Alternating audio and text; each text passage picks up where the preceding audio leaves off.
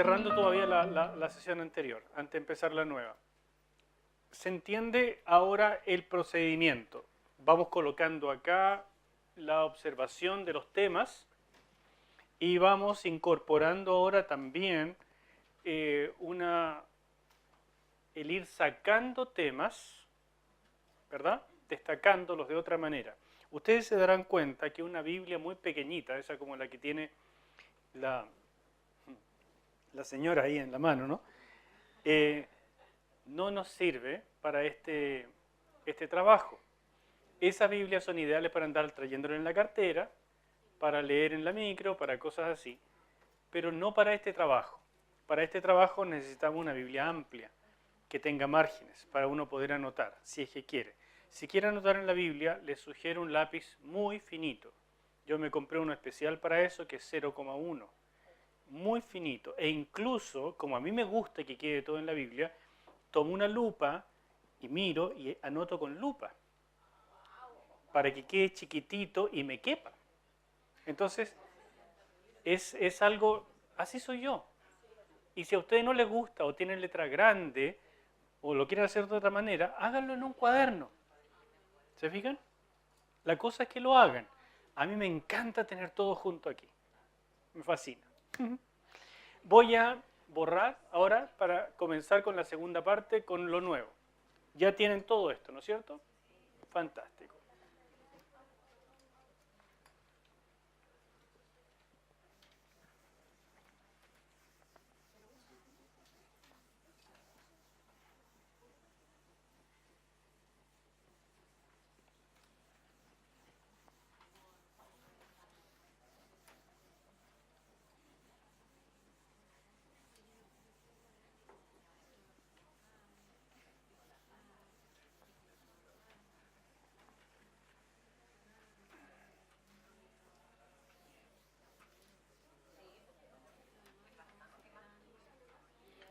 Muy bien. ¿Concentraditos? Vamos entonces a la segunda parte. Y estábamos en este sector de acá, habíamos terminado con los sanados al ponerse el sol. Y recuerden que programáticamente Marcos nos está llevando desde el gran tronco de mostrar al personaje central, hablarnos de la autoridad que tiene y cómo esa autoridad se despliega en enfrentamiento con demonios y sanando enfermedades. Pero entre medio nos va colocando este gran tema de llamado y respuesta. Porque si ese personaje es quien dice ser y se demuestra por la autoridad, entonces los llamados tienen que tener alguna respuesta. Y es esa respuesta la que nos permite una aplicación muy cercana a nosotros.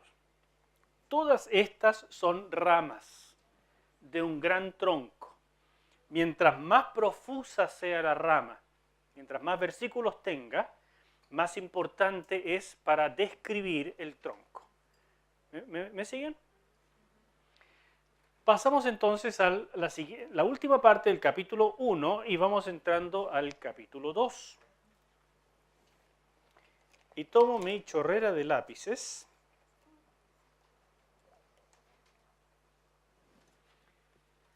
Levantándose muy de mañana, siendo aún muy oscuro, salió y se fue a un lugar desierto. ¿No es cierto? Siendo aún muy oscuro, salió y se fue a un lugar desierto. Y nosotros estábamos destacando este tema del desierto con café, pero como no tengo café, entonces este naranjo, y colocamos que allí oraba, tal vez con rojo, o si no con azul si continúa el hilo de pensamiento. El punto es que ahora nos estamos dando cuenta de algo. Esto que estoy haciendo ahora es ir sacando conclusiones. Y les insisto, yo estoy haciendo esto en esta clase. La próxima, la idea es que ustedes trabajen mucho acá y ustedes vayan colocando desde su asiento en la pizarra. Me lo van diciendo y yo voy escribiendo o anotando y ustedes, entre todos, vamos criticando. En otras palabras, cada vez la participación de ustedes va siendo mayor. Y cuando ya lo hagan de tal manera que yo me transformo solo en secretario, acabó el curso. Porque ya lo saben hacer. De eso se trata. practiquen y por lo tanto va a salir mucho mejor. Lo que descubrimos de acá es que es precisamente el primer enfoque del secreto mesiánico. La fama de Jesús hacía que simplemente no pudiera ya moverse. Entonces Jesús sale a orar muy, muy temprano. Marcos enfatiza que todavía está oscuro, por lo tanto es antes o durante la última vigilia de la noche. Eso es entre las 3 y las 6 de la mañana. A esa hora Jesús se fue, porque a esa hora la gente duerme todavía, estando oscuro, y por lo tanto no está toda esta cantidad de gente que no le permite hacer nada. ¿Ve? Entonces uno podría sacar la conclusión o la doctrina de que para ser espiritual como Jesús hay que orar entre las 3 y las 6 de la mañana. O puede darse cuenta de que esto es un asunto circunstancial. En primer lugar, que como en aquella época no hay luz eléctrica, no había tele, no hay internet, no hay nada que hacer después de las 6, 7 de la tarde, entonces la gente comía todavía aprovechando la luz de día cuando llegaba a la casa y tipo 7, 8 ya estaban acostados. Era muy extraña una vida después de las 8, 9 de la noche, porque la gente vive de día. Entonces, si uno se acuesta a las 8, no es tan terrible levantarse a las 4 o 5 de la mañana, ¿verdad? Entonces uno saca una doctrina: para ser espiritual hay que orar a las 4 de la mañana. Pero me acuesto todos los días a las 12. No le va a durar el cuerpo. Se suicida con eso. Entonces uno tiene que ir comprendiendo el contexto. ¿Por qué además Jesús se levanta tan temprano para irse a un lugar donde no hay gente? Porque hay demasiadas personas. Entonces no puede estar con lo que es prioritario. Lo que sí podemos sacar de este pasaje como enseñanza o doctrina es que Jesús no se deja enceguecer por la fama, por la popularidad, sino que sabe cuál es la prioridad. Y la prioridad es estar con Dios, estar con el Padre. ¿Lo ven? Esa es la manera en que uno va razonando en la medida que va interactuando con la Biblia. Y lo buscó Simón y los que con él estaban, y hallándole le dijeron: todos te buscan. De paso nos damos cuenta que los discípulos todavía no le siguen el paso, y él salió solo. Y los discípulos le están buscando porque dicen: todos te buscan. Claro, llegaron tempranito, muchos con enfermos y con endemoniados, a las 6, 7 de la mañana ya estaba lleno ahí. ¿Y dónde están? ¿En qué casa? Están en Capernaum, en la casa de la suegra de Pedro. Entonces otra vez aparece el tema y le dice a Jesús: vamos a los lugares vecinos. Noten, no, ¡ay, qué bueno! Todos me buscan, soy famoso, hagamos una iglesia acá, una mega iglesia. No, dice: vamos a los lugares vecinos para que predique también allí este tema, porque para esto he venido. Y aquí nos encontramos con un pasaje paradigmático. Nos dice: para esto he venido. Al principio nos dijo que Jesús predicaba el reino de Dios y decía: arrepentíos, creed en el Evangelio. Ahora nos dice: vamos a otras partes también a predicar, porque para esto he venido. Esos pasajes uno no puede dejarlos pasar, porque el evangelista nos está diciendo cuál es el enfoque, lo central del trabajo de Jesús, o como él lo veía.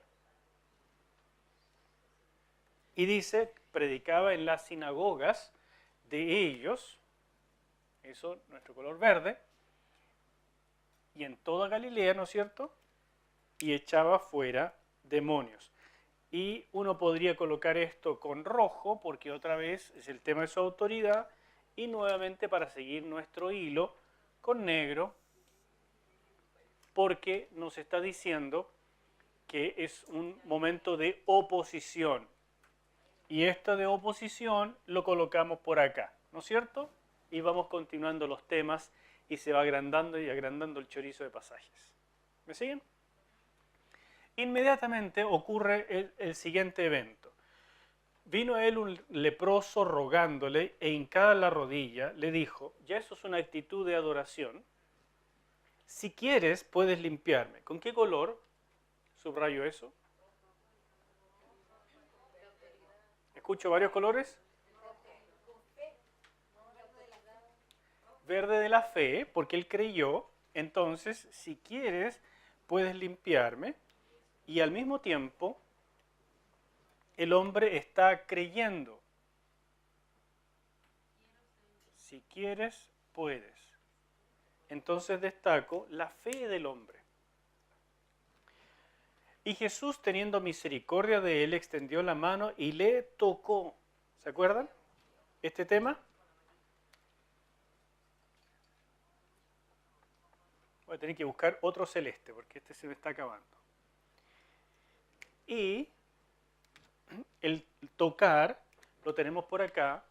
Esto sería el versículo 41. En el 1:41 aparece nuevamente y empezamos a darnos cuenta de esta repetición, de que Jesús usa este método para limpiar. Y dice, quiero, sé limpio. Quiero, sé limpio. Y así que él hubo hablado al instante, y nosotros usamos otra vez el color para destacar esta inmediatez que le gusta tanto a Marcos. La lepra se fue de aquel y quedó limpio. ¿Alguna nota, algún tema que surge de esto? ¿Mm?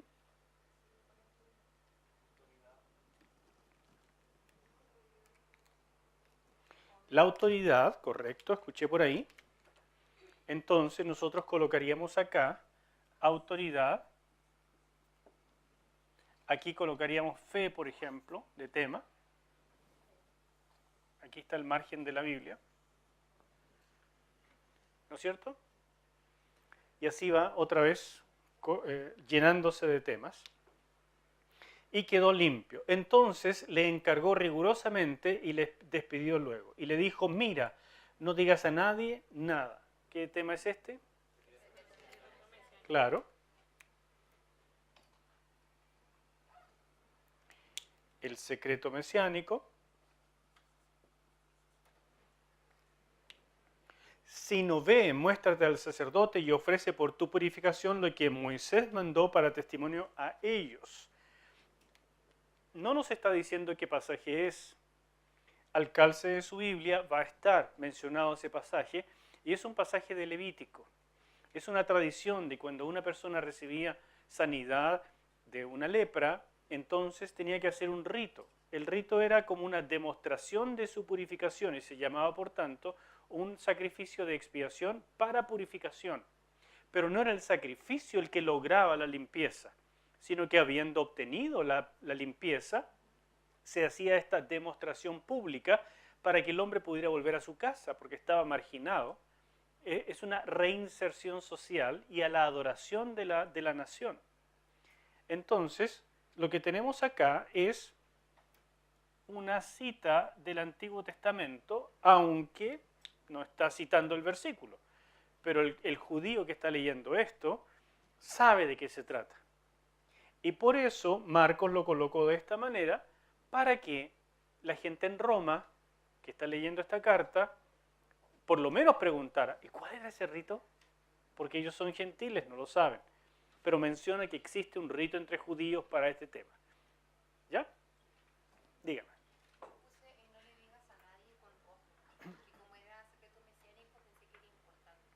Está bien, tú lo quieres decir con rojo, es un mandato, ¿no es cierto? Cuando tú ves algo con rojo, el ojo de inmediato te dice, aquí están ocurriendo cosas de gran importancia. Pero aquí es simplemente, mira, no me metas más en problemas porque la verdad es que ya se ha extendido demasiada mi fama. Entonces yo no lo veo tan importante, pero podría ser, si no, no es problema. Es un mandato directo de Cristo, pero no es algo que vamos a aplicar hasta esta época. Hoy es precisamente lo contrario. Entonces, más bien el hilo de pensamiento. Y este hilo de pensamiento, que es muy marcano, muy de Marcos, es que Jesús, en primer lugar, no quería que se difundiera tanto su fama porque no podía después desplazarse.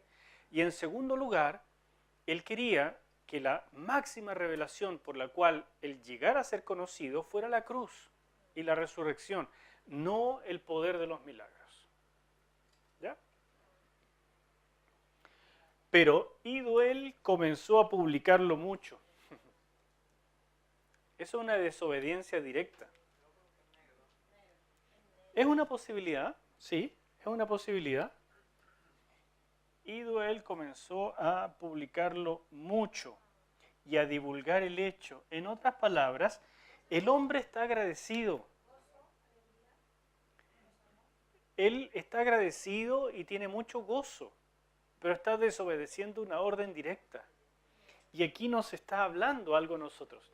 Se fijan que esto es una rama probablemente muy pequeña, pero igual algo que uno puede usar, meditar y aplicar. Si el Señor me dice algo específico, por mucho gozo que yo tenga, por mucha alegría, ¿no será que es mejor la obediencia? Y eso nos da para aplicar a muchos aspectos de la vida, donde hoy en día, sobre todo en el siglo XXI, en sociedades muy hedonistas, justificamos todo con, pero es que a mí me gusta, es que a mí me da gozo, es que ¿qué tiene? Es que es bueno, ¿no es cierto? Pero de repente el Señor ha dicho, no, pues, hágalo así, pero es que yo quiero de esta otra manera. Bueno, ahí tienen un ejemplo como para meditar. Jesús no podía entrar abiertamente en la ciudad, sino que quedaba fuera en los lugares desiertos y venían a Él de todas partes. Ese es el efecto de no respetar sus deseos. Simplemente ya no podía ni entrar a las ciudades. Se dan cuenta que mientras el leproso era un paria y él tenía que estar afuera, ahora el leproso está dentro de la ciudad y Jesús queda como un paria, porque es tanta su fama que no puede entrar. Entonces, eso es lo que nos está mostrando el texto. Y entramos así al capítulo 2. Y les recuerdo que los capítulos, los títulos, son agregados, que se colocaron después. Entonces, esto es un continuo. Y hay que ver cuál es la continuidad. Manteniendo el tronco. El tronco es la persona de Jesús, el despliegue de su divinidad, de su mesianismo, la autoridad, el llamado, la respuesta, todas estas cosas. Entró Jesús otra vez en Capernaum después de algunos días y se oyó que estaba en casa. Y nos dice ahora simplemente en casa. ¿Qué casa será? Mire qué interesante. De inmediato vamos leyendo y como ya pusimos atención antes, ahora apareció Capernaum y nos dice en casa sin especificar nada y nosotros de inmediato sabemos está en casa de Pedro, Andrés y la suegra de Pedro. Y nos damos cuenta que entonces en el norte, en la región de Galilea, Jesús tenía un centro de operaciones que estaba en Capernaum, en la casa de Pedro. Mientras en el sur, y ese es un énfasis que nos va a dar el evangelista Juan, en el sur Jesús tenía otro centro de operaciones. ¿Dónde era? En la casa de Lázaro, con las hermanas Marta y María. Eso es en Betania. Entonces fíjense que Jesús, al final nos damos cuenta de esta imagen, de esta pequeña foto que nos dan, de que Jesús era humano. Él no era un ángel que andaba desplazándose, volando y aparecía cuando quería, sino que era un hombre que tenía que llegar a un lugar para descansar, para comer, para dormir. Y él puso centros de operaciones, uno en el norte y uno en el sur. Pequeños, grandes detalles, ¿no? E inmediatamente se juntaron muchos. Otra vez, inmediatamente, esto tan de Marcos, se juntaron muchos, de manera que ya no cabían. Note aquí, él tiene que quedar fuera de la ciudad porque no puede ni entrar. Aquí logró entrar a Capernaum, a lo mejor de noche, Cuando ya nadie se dio cuenta, llegó a la casa donde lo recibían, pero no pudo evitar que se corriera la voz y se agolpó la gente alrededor. Fórmense la imagen. Ya no cabía ni aún a la puerta y les predicaba. Jesús nunca paraba eso. Les predicaba. Entonces tenemos este tema tan importante. ¿Ve? Más abajo lo tenemos también o no.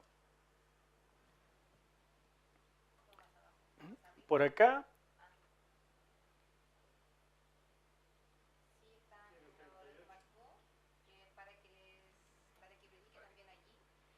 Aquí.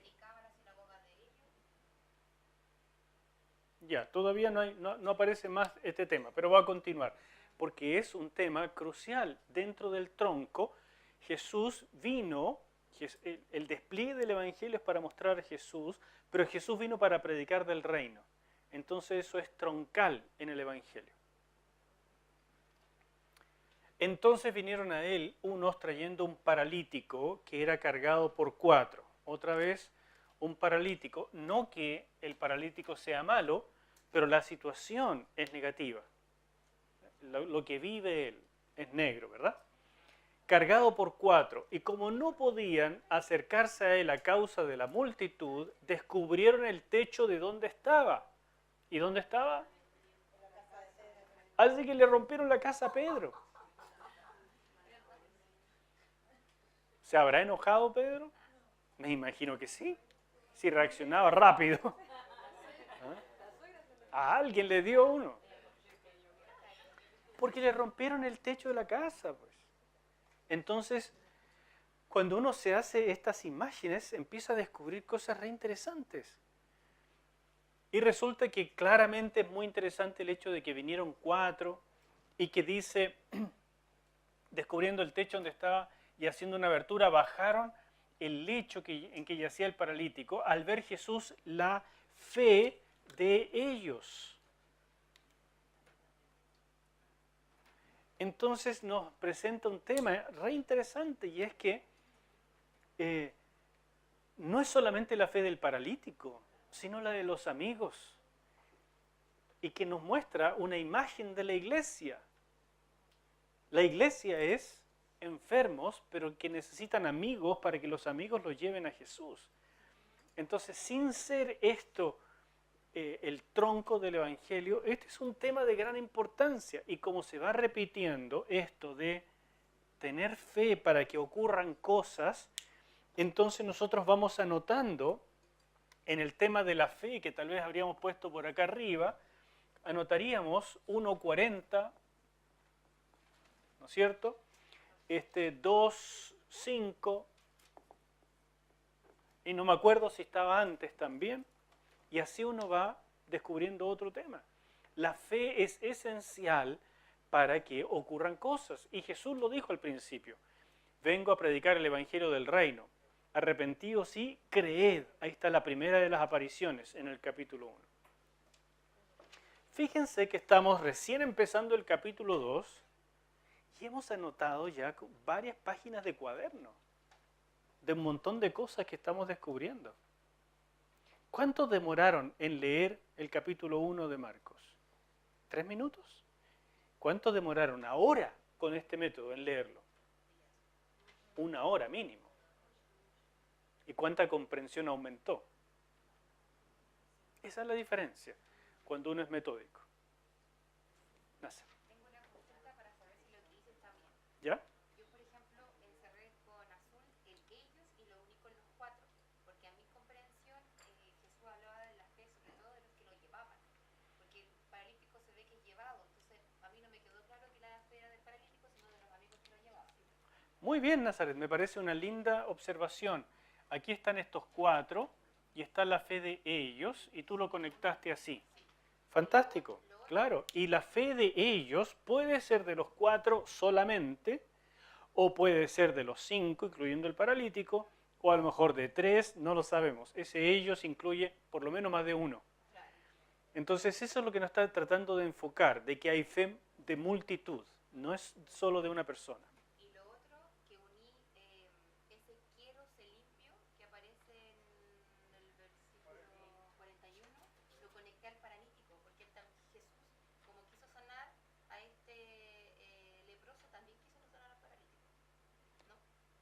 Sí, podría ser. Podría ser conectar el quiero ser limpio con el, la sanidad hecha sobre el paralítico. Solo que la diferencia es que aquí hay una petición. Si quieres, puedes. Y Jesús dijo quiero.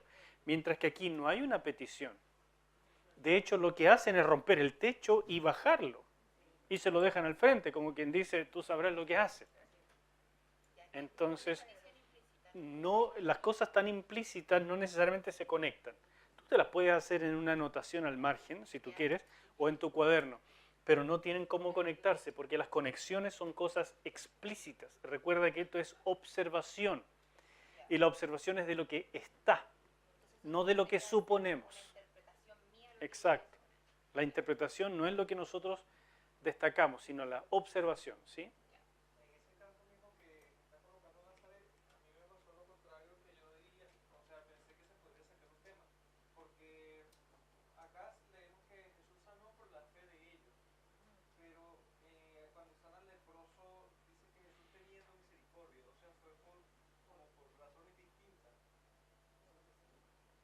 Bien, Jorvik, tú estás diciendo que en la sanidad del leproso dice que teniendo misericordia de él, mientras que en la sanidad de este hombre, él ve la fe de ellos. Entonces, la pregunta tuya es básicamente, ¿se puede conectar esto de alguna manera? ¿Son razones distintas? ¿Qué es lo que movía a Jesús? Y creo que aquí surge un tema que uno podría destacar al margen, pero es como una pregunta de interpretación. Tal vez colocar algo así como, ¿por qué sanaba Jesús? ¿No es cierto? Ese por qué es, ¿qué lo llevaba a él a sanar? ¿Qué lo motivaba a sanar? Y esa es una excelente pregunta. Y entonces cuando uno hace esta pregunta, que es un poco más de interpretación, pero que tiene que ver con observación, porque uno tiene que verlo en el texto, empieza a llenar esto y dice, wow, Jesús en muchas oportunidades sanaba por misericordia, por compasión. Por ejemplo, un caso cuando ve Jesús pasar a la señora que es viuda en Naín y su hijo está muerto, nadie le hace ni una sola petición, pero dice que Jesús se compadeció de ella y resucitó al chico. Entonces la compasión, la misericordia fue un factor fundamental en las sanidades. En otra oportunidad, la fe de la gente movió a Jesús a hacer cosas. En otras oportunidades, como acá también, Él hizo cosas para demostrar su autoridad. Así que las sanidades tuvieron varias entradas de por qué ocurrieron. ¿Ya? Y te lo digo porque yo he estado en seminarios donde hay personas que han tratado de demostrar que las sanidades, la única razón que tuvieron en el ministerio de Cristo es demostrar su calidad de Dios, su mesianismo o su autoridad. O sea, se llaman sanidades autenticatorias. Pero la verdad es que aquí nos dice que la fe lo movía y nos dice que la misericordia lo movía, entonces el tema es más amplio. Es una muy buena pregunta y muy rica observación, porque nos permite sacar una teología, primero marcana, o sea, de Marcos, tal vez hacemos esa misma pregunta en Mateo, después en Lucas, en Juan y en el resto de la Biblia, y nos preguntamos, ¿qué hace que Jesús sanaba entonces y sigue sanando hoy? ¿Qué lo mueve? Linda teología. Tito.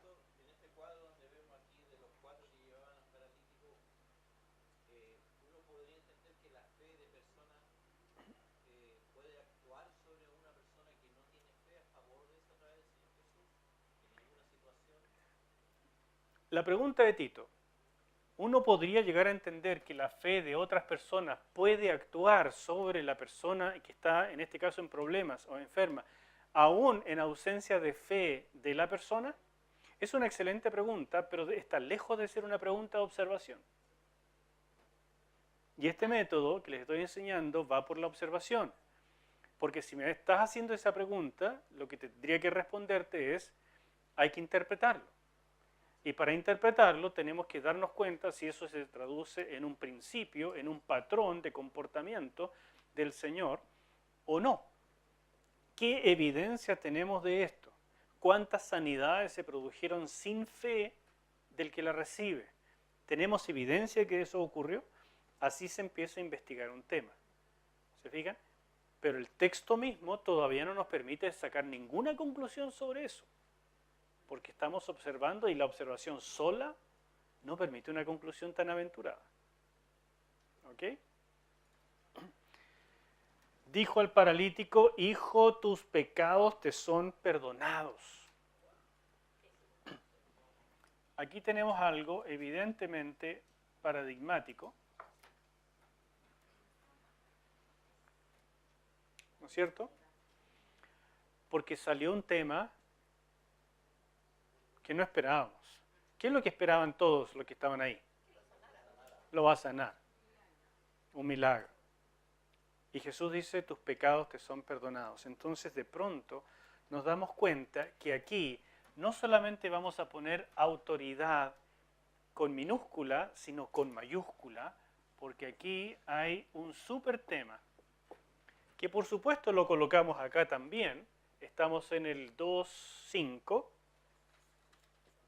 ¿ya? Pero aquí tiene otra relevancia, este de acá.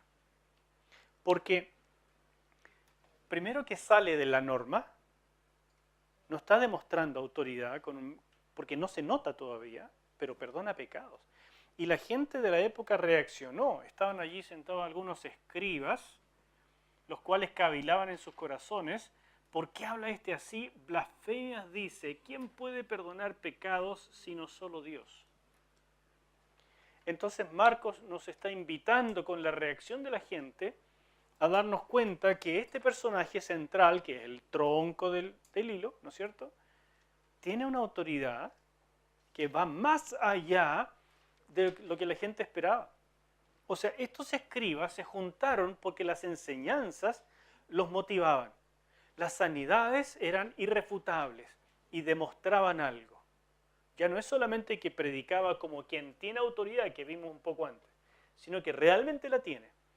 Pero de repente Jesús, y aprovechando la instancia, cruzó la línea y les dijo: saben que yo tengo autoridad mucho más que para hacer solo milagros. Y ellos lo entendieron bien. ¿Quién puede perdonar pecados sino solo Dios? Pero sacaron una conclusión apresurada. Blasfemias dice.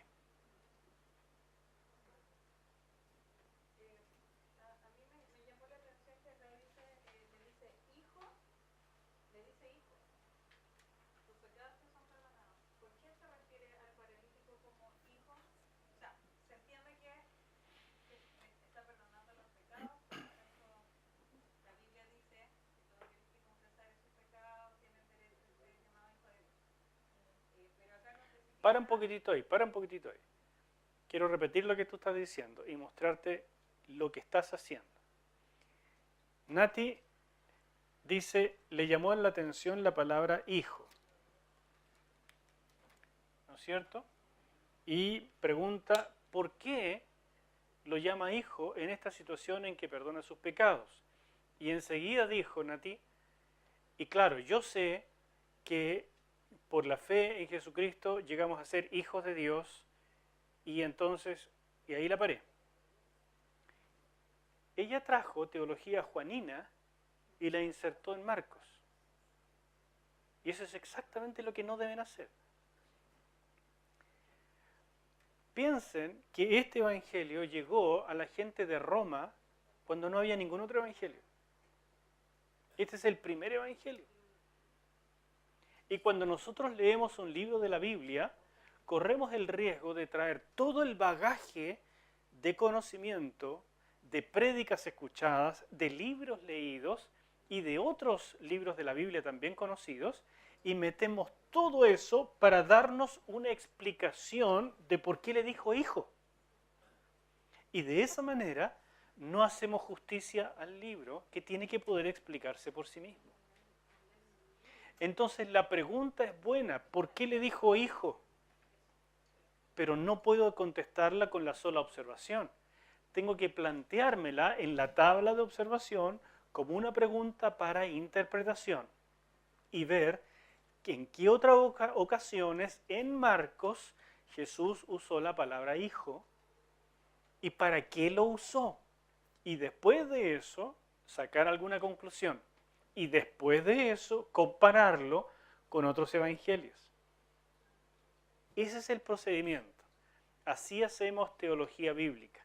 De lo contrario, tú traes de lo que mejor te conviene y lo enfocas ahí. ¿Te ayuda? Ojo con eso. Ojo con eso. Es como lo que uno tiende a hacer siempre que lee la Biblia, o sea, se pregunta y se contesta con todo lo que tiene en la cabeza. Exacto. Y eso es lo errado, preguntarse y contestarse de inmediato, porque entonces ya no pones atención en el texto. Estás leyendo y te estás contestando. Y no alcanzas a dejar que el texto te hable. Y contestas con lo conocido, y lo conocido ni siquiera sabemos si es correcto. ¿Quién sabe si lo que han escuchado en el tiempo es realmente correcto? ¿Con qué lo han comparado? ¿Cuándo han hecho un estudio sistemático de doctrina cristiana?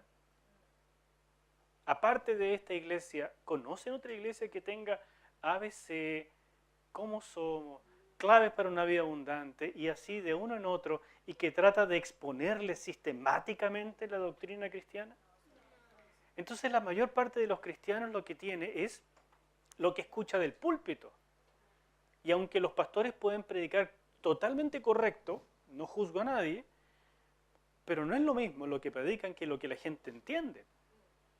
Y lo que entendieron, ¿no es cierto?, salpicado de por aquí, por acá y por allá, se transforma en la doctrina con la que después viven, trabajan e insertan en toda nueva lectura.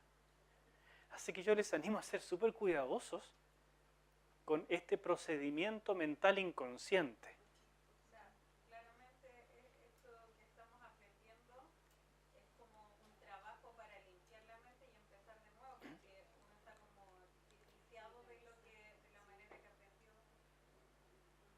Muy bien, gracias por el ejemplo. Entonces, y conociendo luego a Jesús en su espíritu que cavilaban de esta manera dentro de sí mismos, les dijo, ¿por qué caviláis así en vuestros corazones? Aquí tenemos un despliegue de algo especial. ¿De qué cosa ven ustedes ahí? Hijo de Dios omnisciente. Exactamente, muy bien, Hijo de Dios omnisciente. En otras palabras, si Marcos estaba tratando de decirnos como tronco del Evangelio, Jesús es el Cristo, el Hijo de Dios, entonces a lo mejor en las sanidades se demuestra el mesianismo, es el Cristo, pero en esta oportunidad aquí se demuestra la otra parte, el Hijo de Dios, la divinidad. ¿Ve? Entonces noten que Marcos es una persona que está pensando y nos está lanzando perlas en el camino para que las recojamos.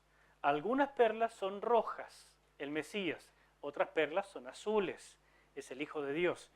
Y nosotros vamos recogiendo perlas y las tenemos que echar en el canastito correcto. Vemos también ahí oposición humana, en donde dice blasfemias dice, ¿cierto? Exactamente, entonces ese versículo de oposición humana tendríamos que colocarlo el 2:7 acá. ¿Ya? Muy bien, muchas gracias. ¿Qué es más fácil decir al paralítico? ¿Decir al paralítico tus pecados te son perdonados o decirle levántate, toma tu lecho y anda? Pues para que sepáis, estos para qué son cláusulas muy importantes aquí. Para que predique, aquí, para que sepáis. Para que siempre indica propósito. Entonces los propósitos siempre hay que destacarlos porque nos llevan a entender el porqué de las cosas, el por qué se hacen. De tal manera que todo este pasaje, desde mi perspectiva, es paradigmático porque aquí Jesús nos está diciendo, fíjense, yo tengo la autoridad suprema de perdonar pecados y la voy a demostrar en una autoridad inferior pero que a ustedes igual les va a impresionar, que es la autoridad de sanar. Entonces, aquí autoridad, otra vez, pero con minúscula, y encontramos nuevamente, enseguida, se levantó enseguida, esta inmediatez.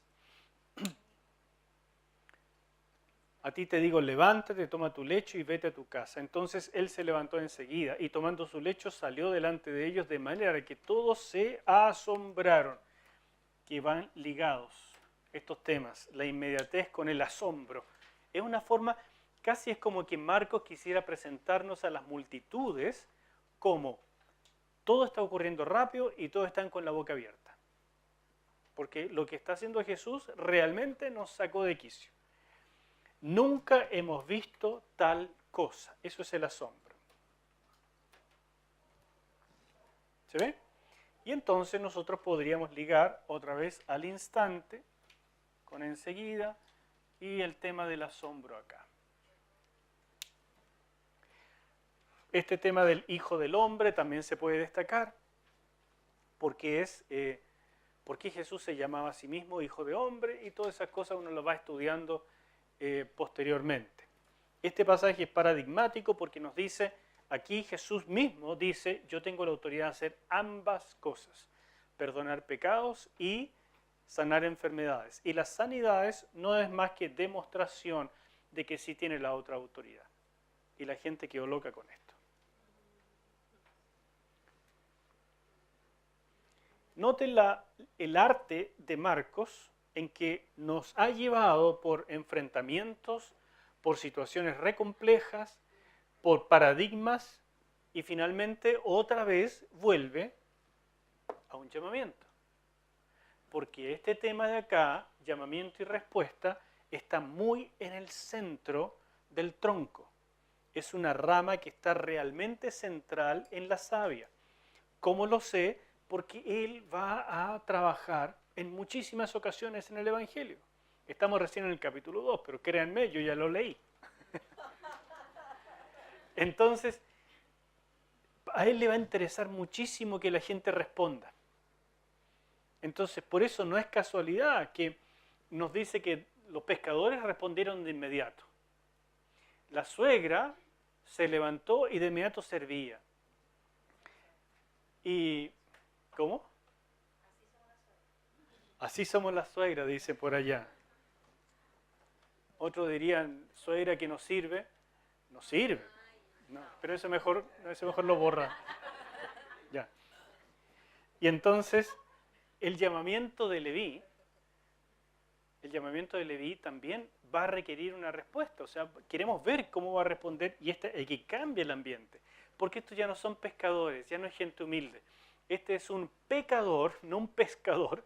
Este es un pecador reconocido por la sociedad de mucha plata, pero va a tener una reacción similar a los pescadores. Dejándolo todo, lo va a seguir. Entonces, Marcos nos quiere decir, esto es transversal. Todos pueden y deben responder de inmediato y de la misma manera, porque tiene la autoridad de sanar cualquier enfermedad, echar fuera demonios y hasta perdonar pecados.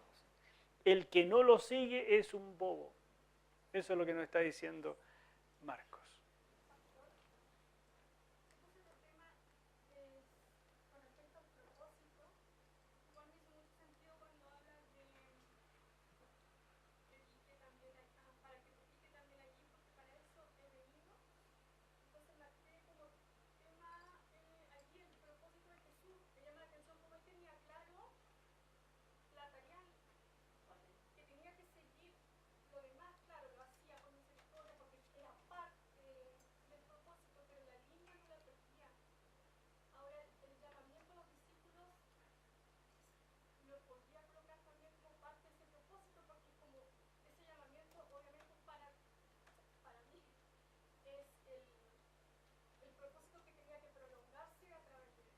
Así es.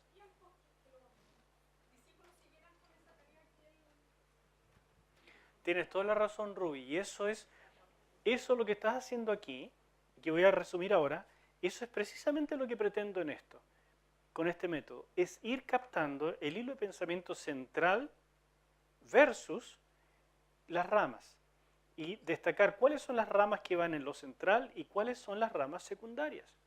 Entonces tú ya te diste cuenta de algo. Jesús vino predicando diciendo, el reino de Dios se ha acercado, arrepentidos, creed en el Evangelio, ¿no es cierto? Después encontramos, para esto he venido, para predicar. Y Él en todas partes predicaba, eso es lo central.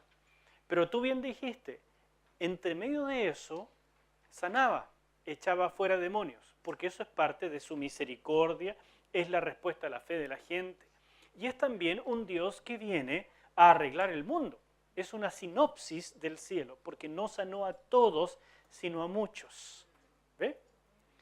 Pero junto con eso, uno diría, ¿es solo una demostración de lo bacán que es Él? ¿O finalmente viene a hacer discípulos? Y la pregunta tuya se responde observando el texto, porque en efecto hay muchos llamados y respuestas. Por lo tanto, llamado y respuesta es troncal. Es parte del propósito, para esto he venido. Por eso predicaba. Porque las predicaciones de Jesús terminaban en invitaciones. Las invitaciones son llamados. ¿Cómo responde la gente? Y nos damos cuenta de algo que es interesantísimo.